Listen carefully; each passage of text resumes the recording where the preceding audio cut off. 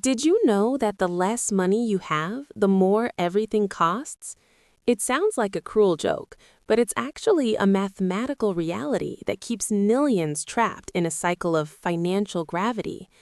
Why is it that the system seems to charge you a premium just for struggling to make ends meet? Most financial gurus tell you to skip the latte or cancel Netflix to get rich, but they miss the real killer, the poverty premium. This isn't about bad habits, it's about the invisible equations that charge you extra because you can't afford to buy in bulk or fix a small problem before it becomes a catastrophe. Have you ever wondered why your bank balance stays flat despite working harder every year? The core of this problem is perfectly explained by the boots theory.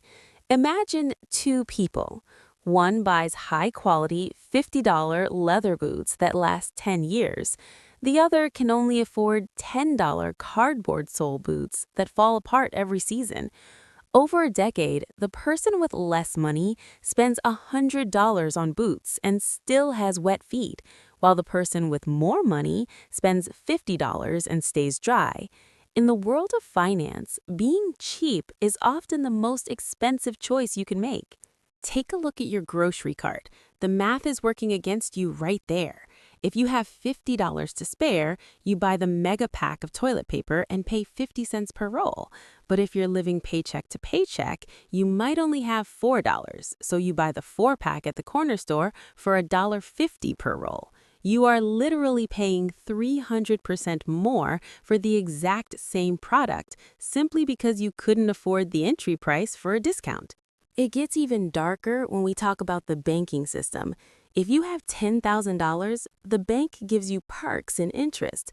But if you have $20 and a forgotten subscription hits your account, they charge you a $35 overdraft fee. Think about that. You effectively borrowed $5 for a day, and it cost you $35. That is a 700% interest rate.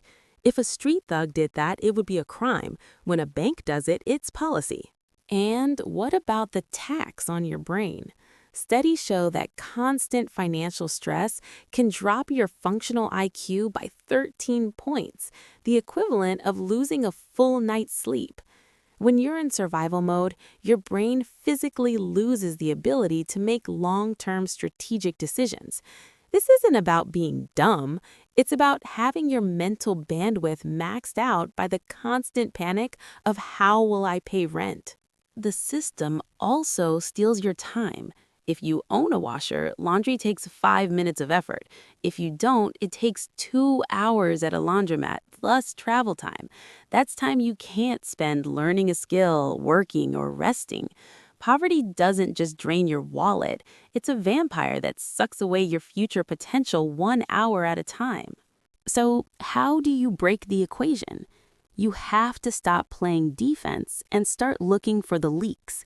Your best investment isn't Bitcoin or stocks.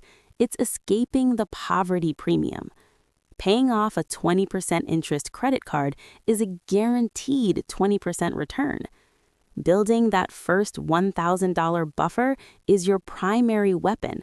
It's what allows you to buy the bulk goods and fix the car before the engine explodes. You need to get angry at the math. Stop focusing on monthly payments and start obsessing over the lifetime cost of everything you buy. The system counts on your ignorance, but once you see the traps, you can start building a path out. You aren't bad with money, you're just fighting a war against entropy, and it's time to start winning. If this breakdown opened your eyes to the hidden tax you've been paying, share this video with someone who's tired of the hamster wheel. Subscribe now to learn more invisible truths about wealth that they don't teach in school. Let's get those high-quality boots together.